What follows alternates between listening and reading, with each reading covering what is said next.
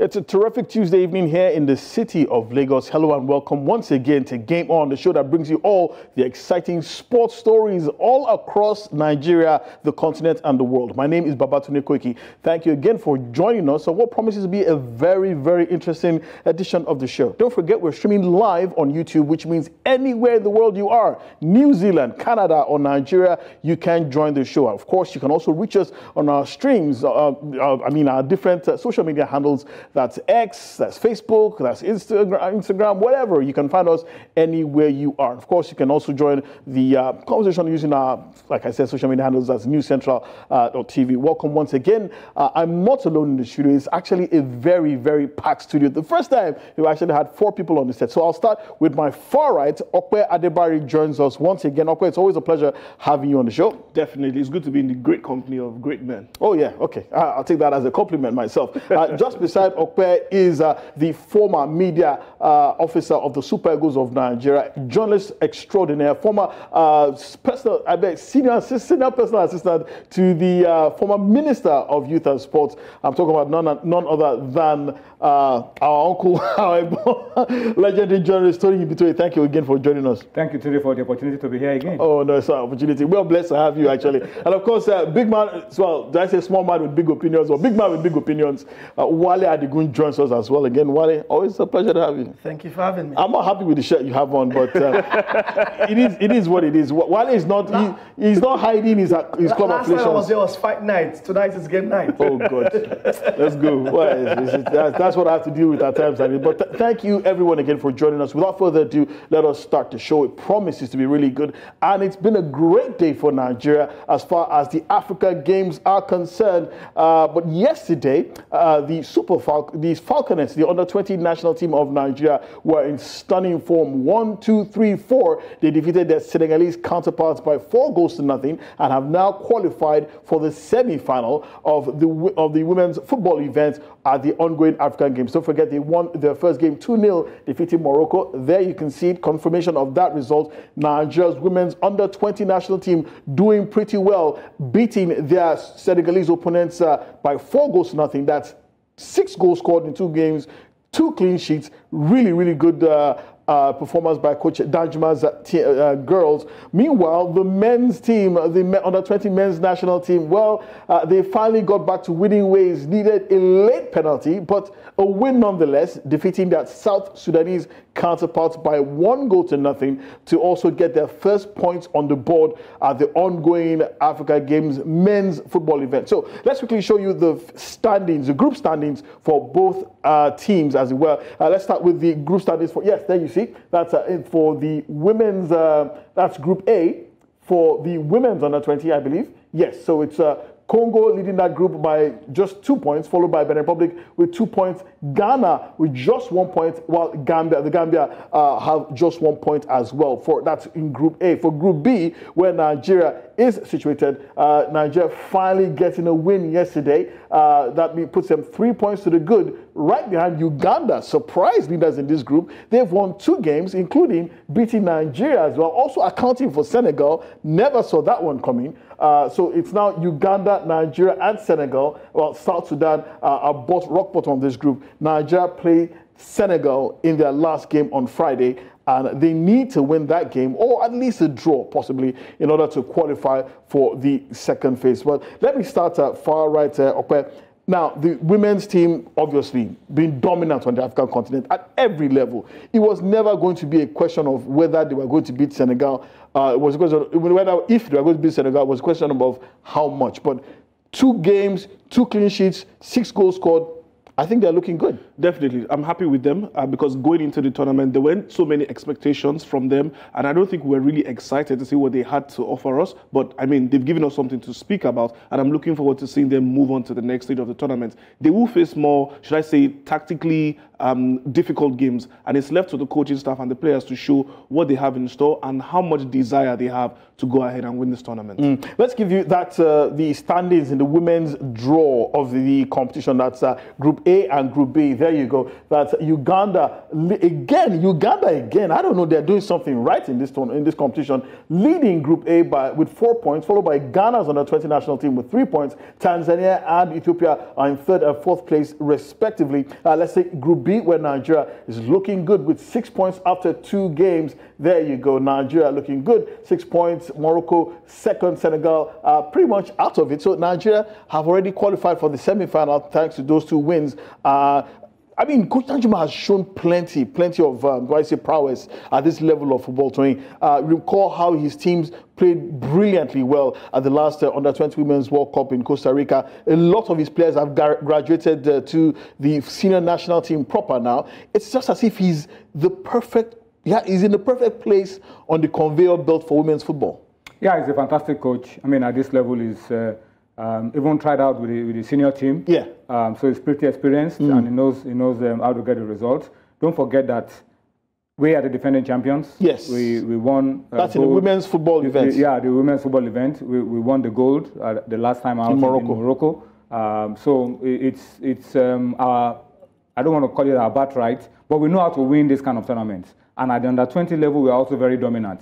We've gone to every World Cup at that level, and we're so dominant on the African continent. So I don't have any, I'm not surprised that Danjuma has been able to lead this girl to 2 wins over Morocco and Senegal. And if you look at the draw, it looks like Group B is even a more difficult draw than the other group. Yeah, because Morocco and Senegal. So if you can be so dominant in this group the way it is, and you're already in the semifinals, you begin to wonder who will stop you from going all the way, from doing it again, from retaining that gold medal. It might be Ghana. It might be Ghana because from what we saw in Group A, where Uganda is leading, Ghana in 2nd place, if it stays that way, we are looking at the possibility of a Nigeria-Ghana semi-final. Ghana, I mean, I played 1 game less. So if Ghana is able to win their next game, they go 6 points and they go top of the group. True. Uganda comes into 2nd place. So it's the top team in Group A against the second place team. So we'll be probably meeting maybe a Uganda. Along the way, and then you set up the dream final, Nigeria, maybe Ghana, for the final of the women. But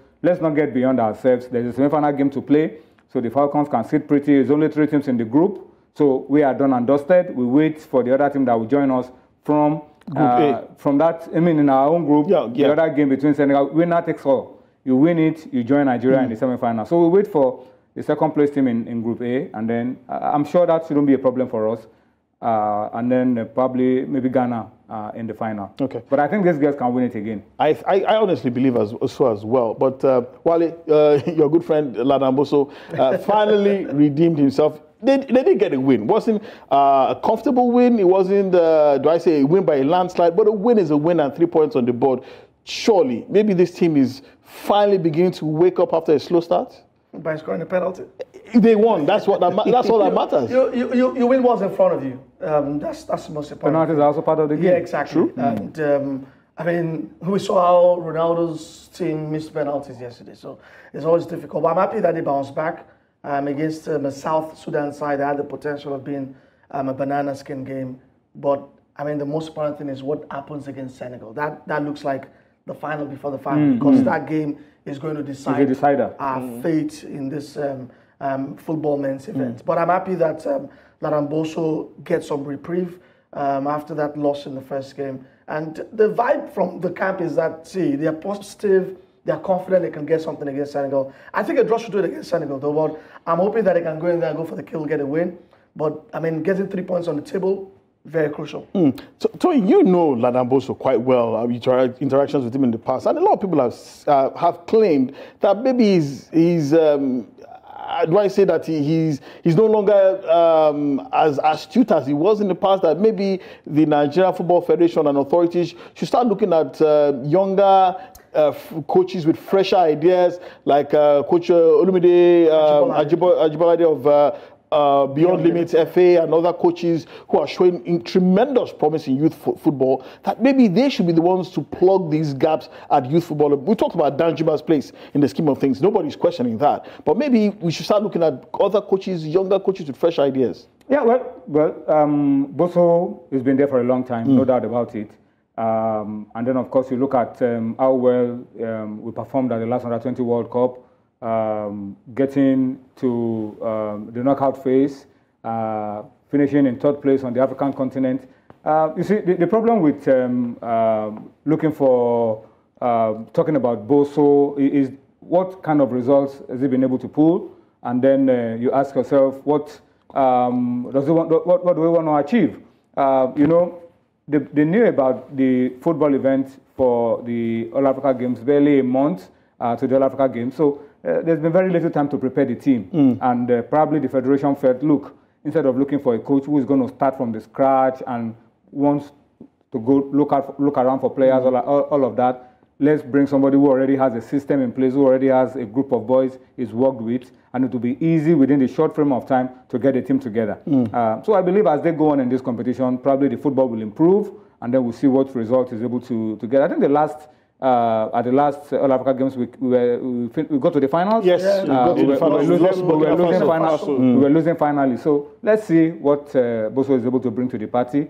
It was Paul Agbogun, I think, that took us the last time. Boso is taking us there. If he's able to, and it's a long time we won gold. 51 years. It's a long time we won gold. 51 so years. It's not been a very good hunting ground for us. No, it hasn't. The African game. But let's see what Boso is able to bring to the party. I went through Boso's Wikipedia. Yeah. You know what I said? What? It's popularly called the Shondash of Nigeria. Wow, really?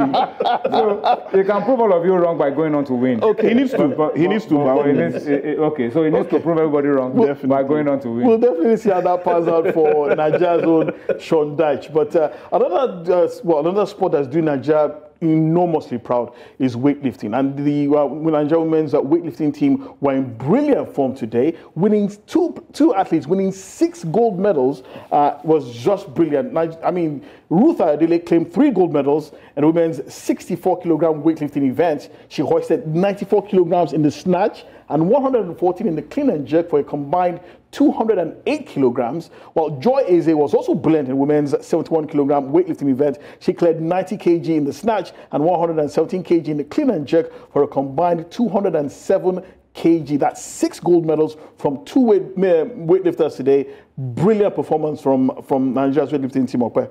Definitely. And, you know, when it comes to weightlifting, not just our usual athletes, the para-athletes are also great at it. Oh, yeah. And then going into the African Games, we knew that this was an event where we would be sure of medals. Not just medals, but gold medals. And the ladies have done us well. I'm looking forward to the men as well. I'm looking forward to them earning medals as well. And let's just see how that goes. So far, so good. This is one event where we know that we've definitely gotten the medals. I'm looking forward to wrestling as well and some other new events as well. Wrestling, men, we've cleared that. True, I mean, that 6 athletes won 6 gold medals. So it's no surprise really for me while it is in Nigeria doing well in weightlifting as well. We've had a long history at this sport, both continentally, internationally, Commonwealth Games, the Olympics as well. So it's no surprise. And I've been talking about a country of 200 million strong, athletic men like yourselves. I mean, I'm sure we could probably pick up any one of you go and win a weightlifting gold medal for Nigeria. Definitely. Currently, I'm benching 65 kg, so why not? I said that flex, man. I'm happy, but the only surprise for me is, despite our historical performance here, we have not really invested much, into harnessing what this could do for us on a bigger scale. And that's why I always give credit to wrestling. I mean, wrestling have done well.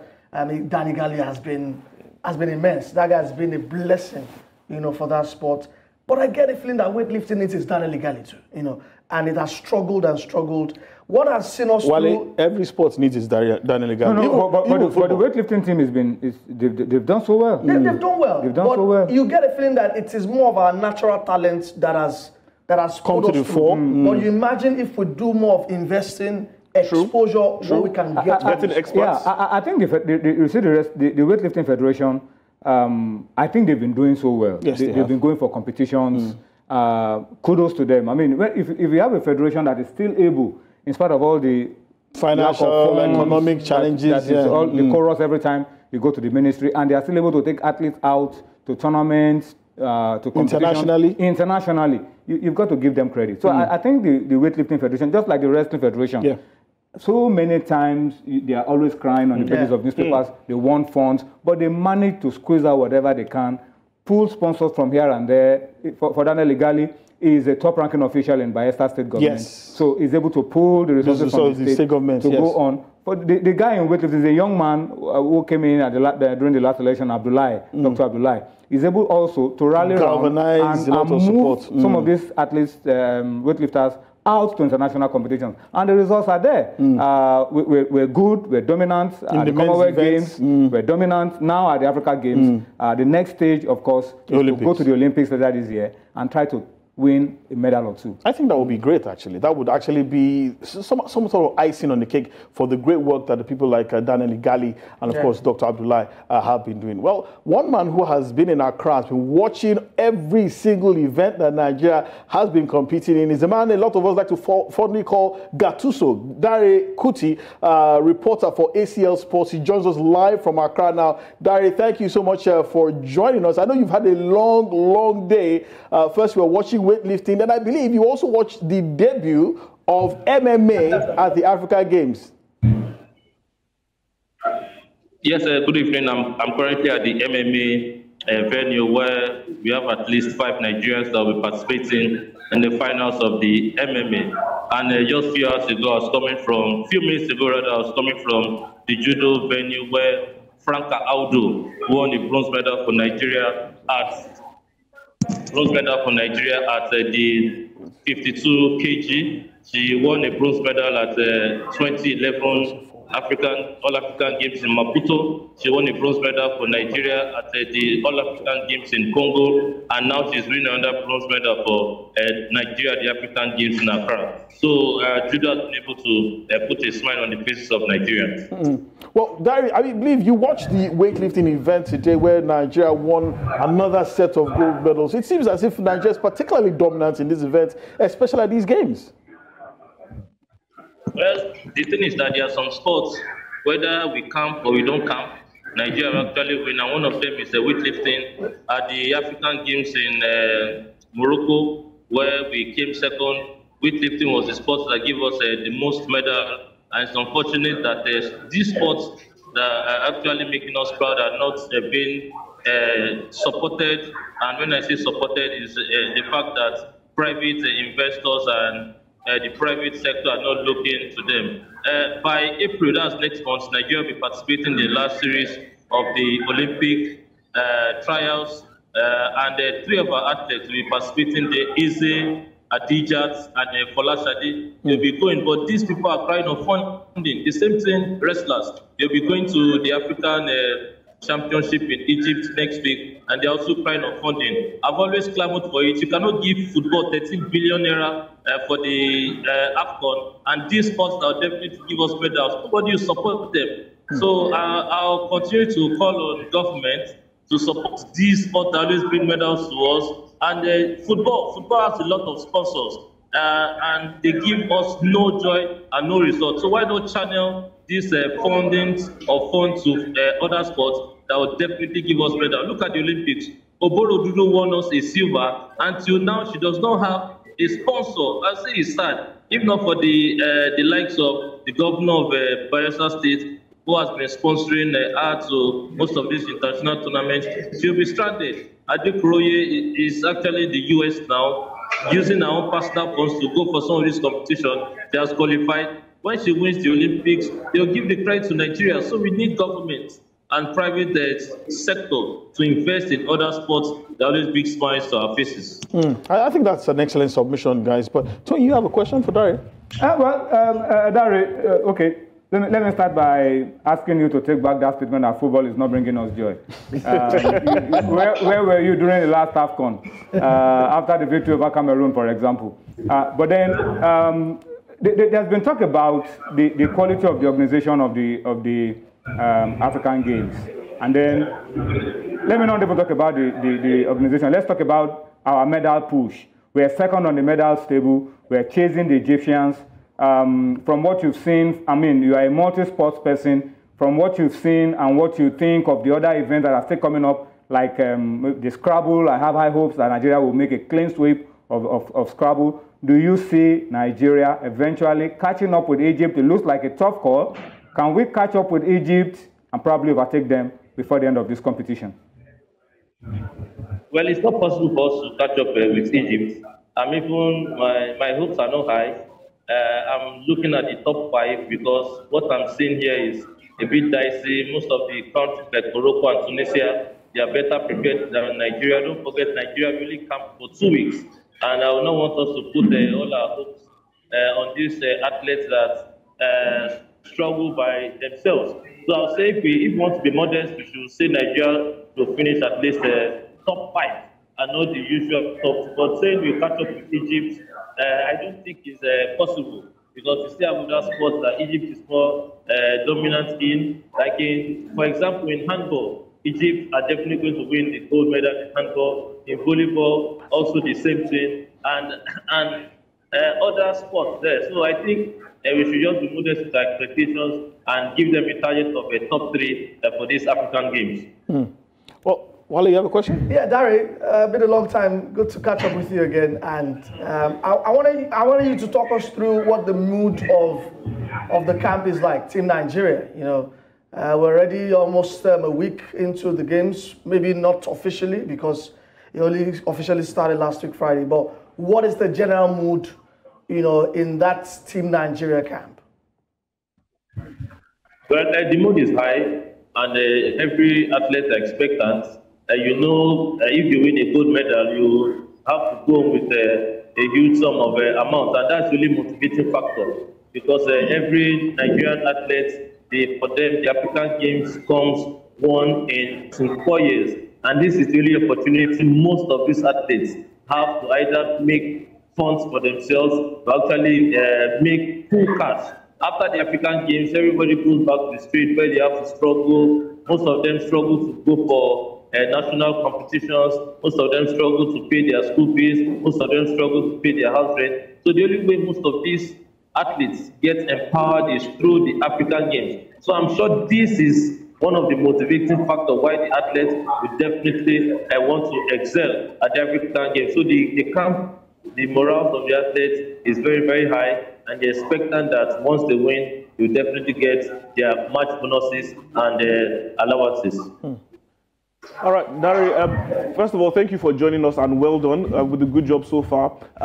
Outside, it seems like the games are going very, very well, but you are there. Is there anything that has been, should I say, disruptive so far? Has there been anything wrong with officiating, organization, or any of the events? Well, the only fault I saw was in the karate event where one Nigerian athlete was robbed. God first. She was actually robbed of her fight, but that's another lesson for her. This is her first African Games, and I feel the other African Games should attend because she's just a young girl, former National Youth Games champion, current champion in her weight class, and also UFAC gold medalist. When you go around, the opportunity has been fair because, like in badminton, you can see the Ugandans that do not usually win gold medals. They won gold medals in the women's doubles. They won the gold medal in the silver medal rather in the singles. So generally, the officiating has been very, very fair, and we must give it to Ghana. They built some massive sports conferences where will definitely be useful for them. So I just hope Nigeria also borrows a leap from them and build, let's say, multi-purposes that can serve us to host indoor competitions, just like the one we have in Rwanda. Well, we've been speaking with Dari Gatuso Kuti, although he joined us already from Accra. Thank you so much, Dari. We'll be catching up with you much later as the games progresses. But like Okwe said, great work, reporting the games. And don't forget, Dari is a reporter with ACL Sports, covering all the events live at the African Games. Thank you so much for joining us, Dari.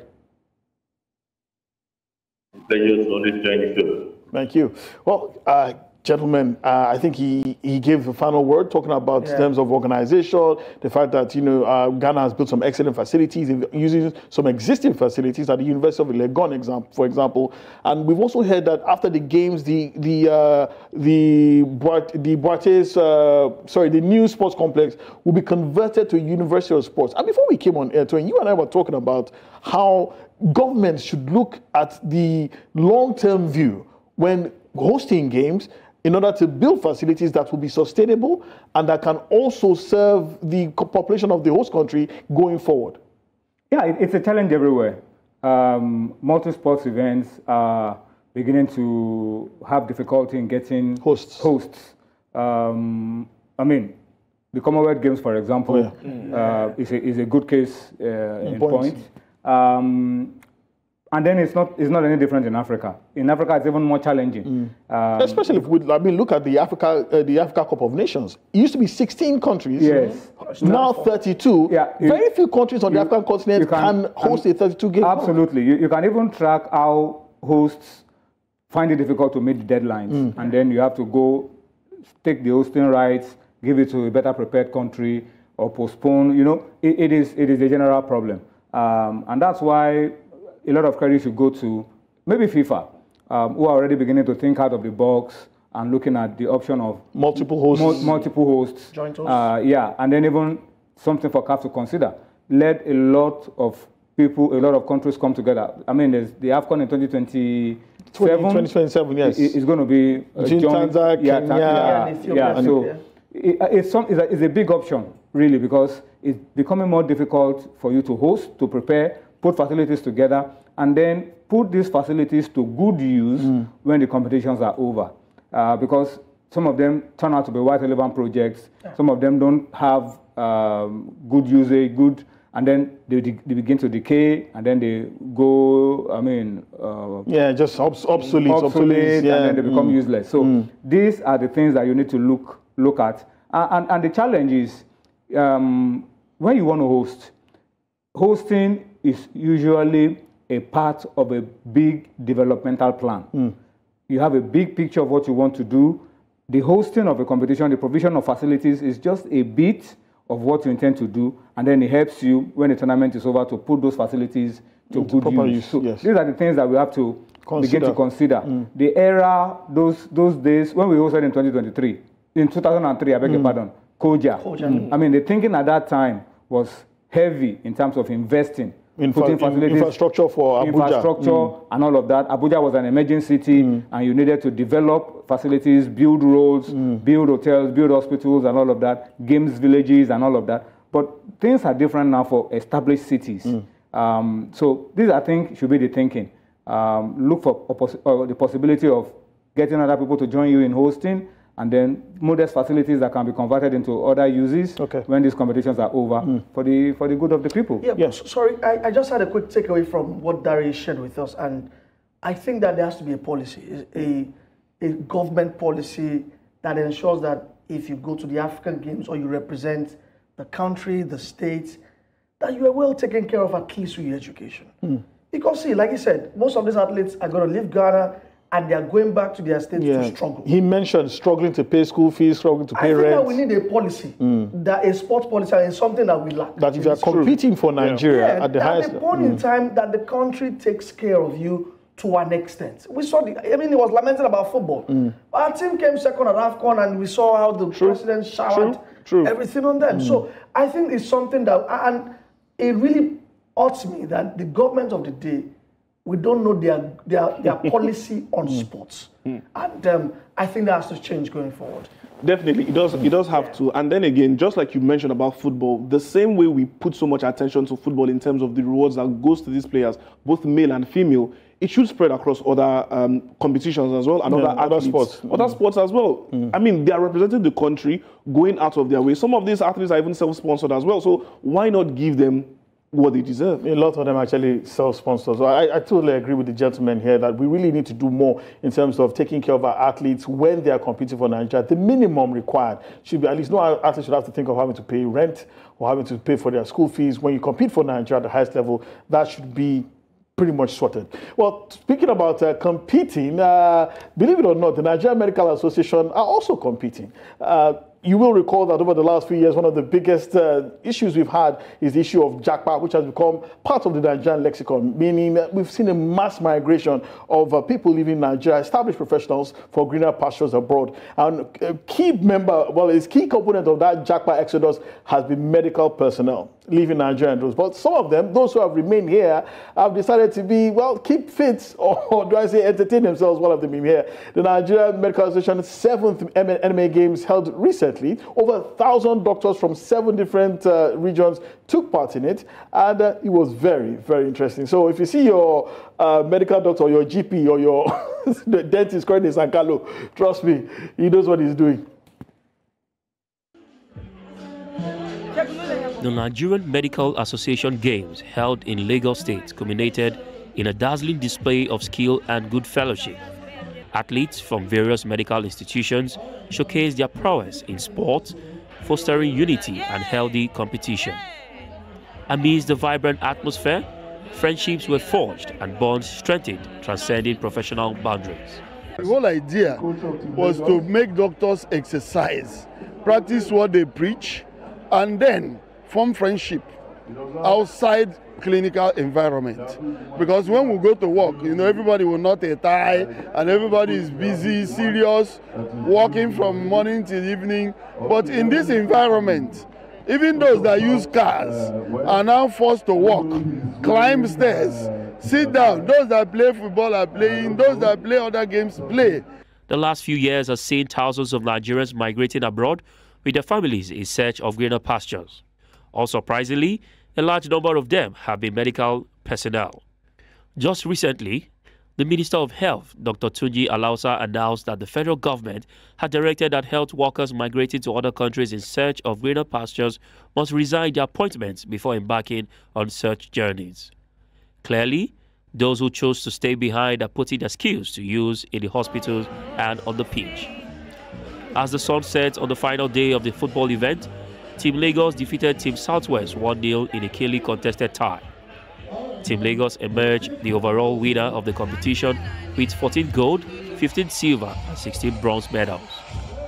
But the real victory lay in the celebration of unity and excellence within the medical community.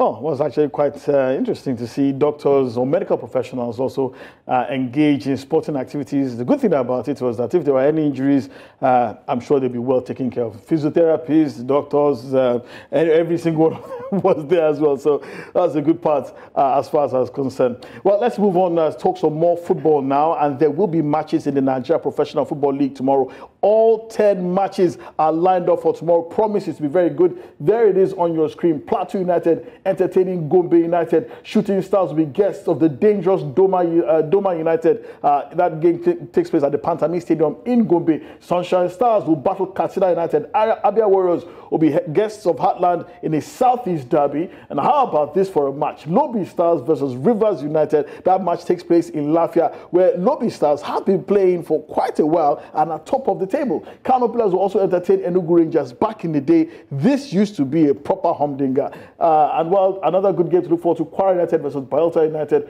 while it's Niger Tornadoes versus Sporting, Sporting Lagos.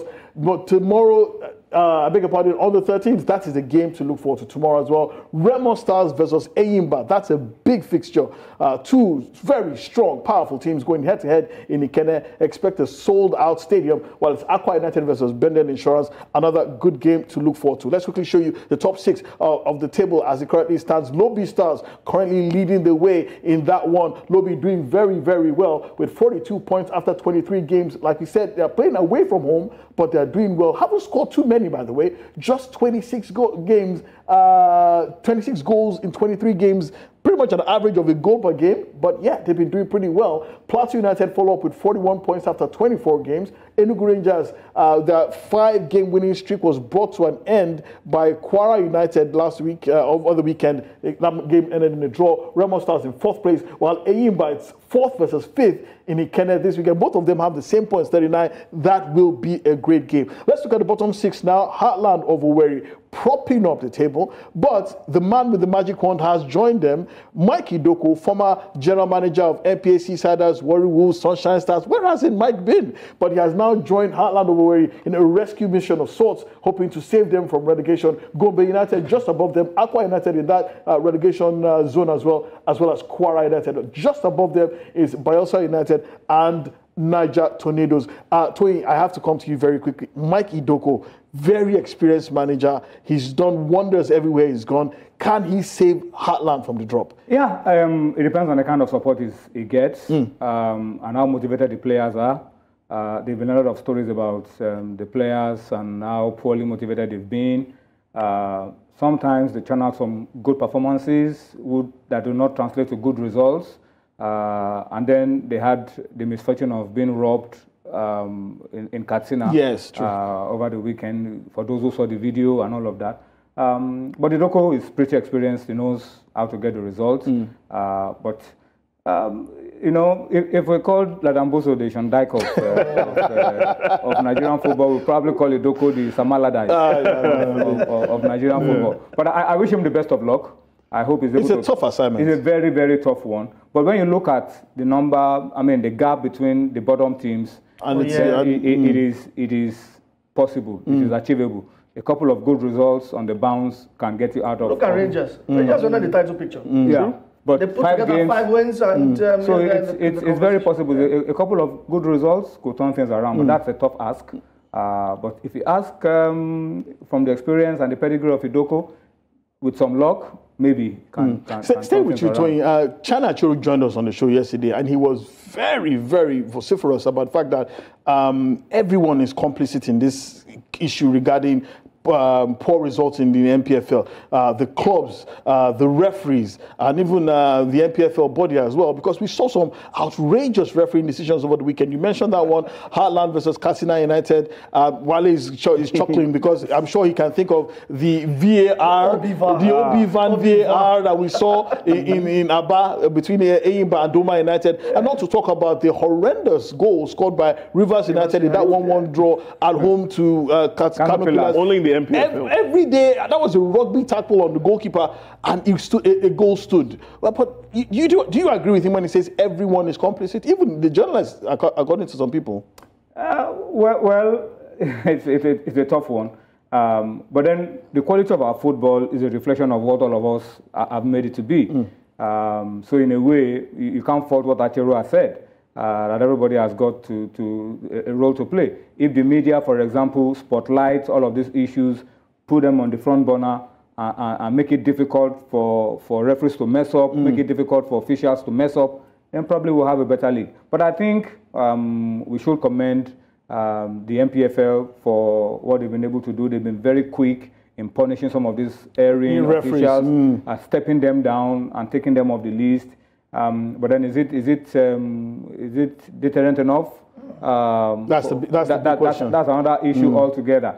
But I think it's something that we need to really take a good look at and try to correct. It's not good for the image of our football to have such horrendous issues, decisions, like having to go to look at a replay in a league that does not officially going out of the stadium. It's unacceptable. But it's our responsibility to spotlight what is not going well and that let is it be exactly corrected, and at the same time praise them for whatever they do that's needs going well. Okay. Well, let's move on now and tell you that the draws for the knockout phase of the CAF Confederations Cup and CAF Champions League were held today. And let's quickly show you those draws as it concerns the CAF Confederations Cup. There you see it. Abu Salim of Libya will face off against RSB Berkane of Morocco. Rivers United will take on defending champions USM Alger.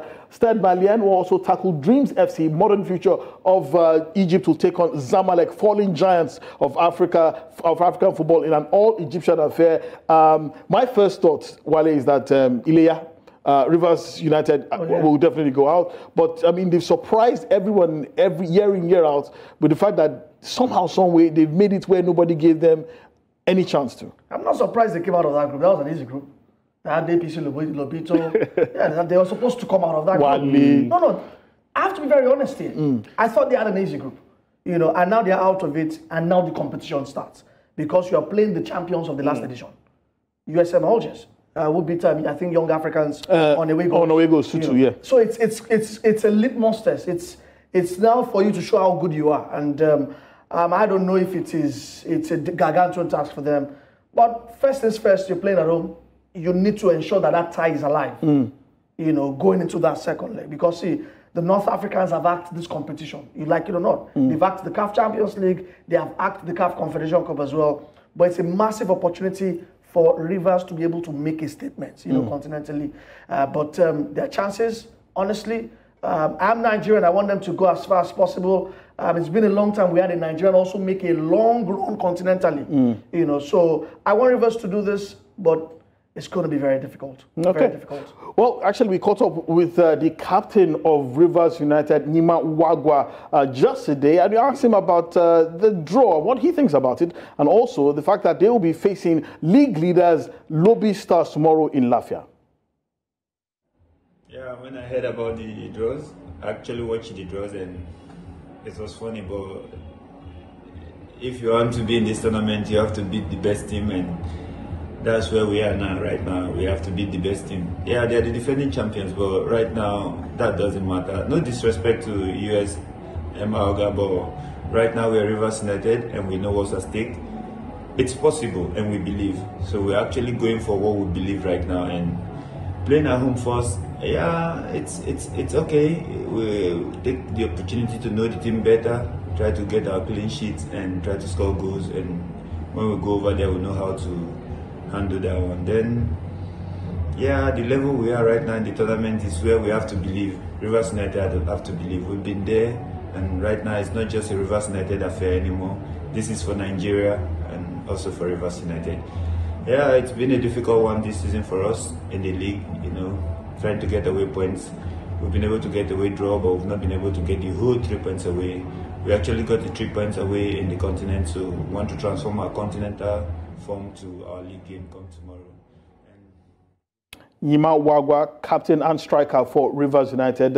Speaking about the draw that has seen Rivers United pitted against defending champions of the CAF Confederation Cup, USM Alger, talking about his team's chances in that tie, as well as their form in the league, where they'll be taking on Lobby Stars tomorrow in a game in Lafia. Let's quickly tell you that the draws for the CAF Champions League were also made today as well. Let's quickly show you those fixtures. Some really mouth-watering ties to look forward to. Promises to be very, very good. As TP Mazembe versus Petro de Luanda. Petro de Luanda have been brilliant on the continent this season. They've won almost, I think, every single match. Home and away. Yeah, they've been absolutely unstoppable. Esperance of Tunisia will also face ASEC Mimosa. This used to be a great game on the continent back in the day. Two giants of African football. Young Africans, another rising power of African football, will be facing Mamelodi Sundowns, while Simba of Tanzania will also be facing Al Ahly. It's interesting to see, gentlemen, that there are two Tanzanian teams in this mix, while there's no Nigerian. There was a Mauritanian team. There was a Mauritanian team. Point in time. Yeah. There was a Mauritanian team. And notice how the East Africans... There was also a Botswanan team, actually. Yeah. The Eastern Africans have taken over. Not taken over, but they are now in the conversation. True. It showed in AFCON as well. Yeah, and we can't find the West Africa. Already that's when we had our Aimba, Cotton Sport, Ashanti Kotoko. Not even the South African teams anymore as well. But we have Mamelodi Sundowns. Sundowns are still there. They are always there. But I mean, compared in the past where we had them, Pirates as well, Kaizer Chiefs, but now it's just one particular team. But is that something the Eastern Africans are doing right? Yeah, investing in club football, obviously, it pays off. I've heard somewhere that the revenues that Simba and Young Africans generate alone is probably more than half what the MPFL generates. You see the turnout during the derby, you know? Oh, it's intense. Simba and Young Africans, it's always crazy. So it's investment in the football. That's what yields the result. The best players on the continent are going there to play. Okay. So that's the secret. Okay. When you invest in the football, you get the result. Yeah, we really move on. We move quickly because this topic now, I've been waiting for this one throughout the entire duration of the show. And it has to do with the vacancy in the Super Eagles coaching bench. And one man has thrown his hat into the ring as well. And it is Sunday Oliseh, former captain, former midfielder of the Super Eagles. He says that I will accept the Super Eagles job if the conditions are right. This man was coach of the Nigerian national team for there about 2 years, I believe, before he unceremoniously quit after. Up to 2 years. It wasn't up to 3 years. Was it a few months? Imagine. No, not to he had quite the time with his employers. But Tony, you were media officer when Sonny Oliseh was actually employed. His return, is it a surprise to you? He hasn't returned. He wants to return. Well, sorry, his attempt at returning. If the conditions are right. And that's a big caveat. If the conditions are right. So what conditions? What conditions? That's the issue we should be talking about now. What conditions are we talking? Are we talking? Vincent Eyama, by the way, has also asked to be that Tony's had to do during that. He would like to be part of the new setup, goalkeeper trainer possibly. Imagine if Sonny Oliseh, coach, Vincent Eyama, goalkeeper trainer. That's an interesting. You might never know because it's a different outlook now. Eyama is retired. Now should I say, he's almost at the same stage where Oliseh is. You're retired. You're looking at football from a different view, from a different angle. They've grown as men. They're both older now, so it could be different. Just like he said, imagine if it's Oliseh and Eyama. I thought to myself, Mikel and Oliseh as well. What if Mikel says he wants to be a part of the coaching team? You might never know because these players, they had issues when Oliseh was the coach. But then again, I think about it. At a point in time, Oliseh did say that he's washing his hands off Nigerian football and NFF. So what has changed now? Why? Or is it because it seems like we want to tilt towards a local coach? I think it's because the Super Eagles job, it still remains one of the most attractive prospects on the African continent. There's hardly any national team on this continent that can afford you the incredible amount of talents born here in Nigeria, born here in the diaspora, that could undoubtedly give you an AFCON title every 2 years. But he's not the only one throwing his hat into the ring. We've heard that there's likes of Samson Siasia. He's also said that there's a possibility that he might be back. His FIFA ban also expires later this year. There's Finidi George as well, who was assistant coach to former coach Jose Pesero as well. Emmanuel Amuneke never hidden his hunger for the Super Eagles job. We've actually interviewed him on this station where he clearly stated that he's ready to serve with heart and might. Former African Footballer of the Year, former coach of Tanzania. His bona fides are pretty good. There's also Michael Nsien, an interesting name. He's a youth coach out there in the United States of America with the U.S. national team. Very highly respected in USA national team circles. But some are questioning, is it a bridge too far to move from a youth coach to a senior national team coach? And there's also Austin Egbo in the mix as well. He, of course, he was a caretaker coach at the 2019 AFCON. Also caretaker coach during that 2021 AFCON, I beg your pardon. Also, he held sway during that ill-fated run to the Qatar 2022. So we can see there's a lot of, there's quite a few takers for this job. Yeah, and it's a top job. It's a plum job. That's what they call it there. And it's a tough job. Yeah, and it's also a very tough job as well. But I thought that the brief moment Sonny Oliseh was in the mix, I like the look of the Super Eagles. It might not be a popular opinion, but I thought we had structure. Yeah, Tony was media. You saw him work firsthand. How would you describe his coaching ability? He's a sound coach. He loves to coach. He's very organized. There's no argument about his abilities as a coach and all of that. He's top class. He has the certification. He's played football to the highest level. So he knows the game and he's a good coach. For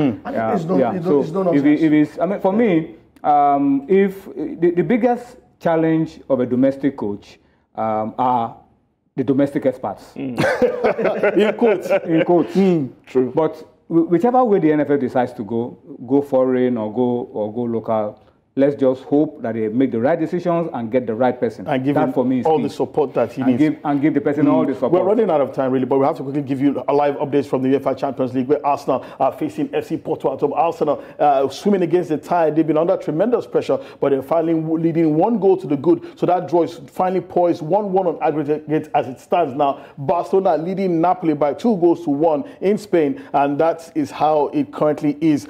Well, thank you, guys. Thank you, Okpe, for joining us. Thank you, Tony, for joining us as well. Wale, it's always a pleasure to have you on the show. And to everyone behind the scenes who made this show possible, thank you. But before we go, did you know that Swansea City player Walter Boyd, who played for the Jamaican national football team, the Reggae Boys, at the 1998 FIFA World Cup, became the first player to be sent off having spent 0 seconds on the pitch. Boyd came off the substitute bench during a home game against Darlington in November 1999 and became involved in some argy-bargy, pushing and shoving in the penalty area, which was probably shown a red card by referee Clive Wilkes. And Clive Wilkes, the official, later confirmed that the match had not been restarted, and technically the sending off had taken place when Boyd had been on the pitch for 0 seconds. So he's the first player to be sent off having played 0 seconds. Gone in 0 seconds, as it were. But thank you very much for joining us on Game On. The show makes a return tomorrow. My name is Babatunde Koiki. On behalf of the great people here, we'll see you tomorrow. Bye-bye.